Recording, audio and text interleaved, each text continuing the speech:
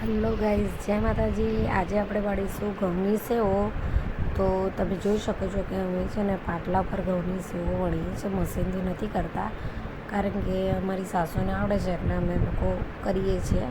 તો તમે જોઈ શકો છો કે અમે ઘઉંની સેવો પાડીએ છીએ ગાઈઝ. તો તમે કેવી રીતના કરો છો ઘઉંની સેવો એ મને કમેન્ટમાં જરૂરથી કહેજો ગાઈઝ.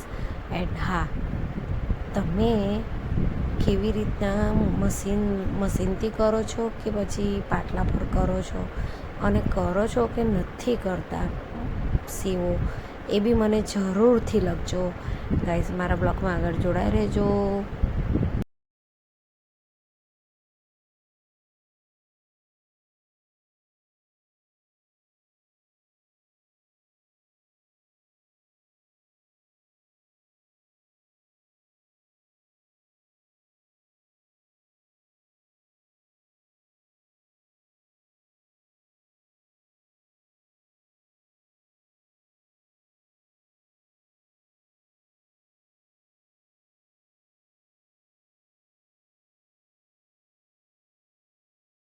એ બધું પૂરું થઈ ગયું એટલે અમે ઠંડુ કર્યું.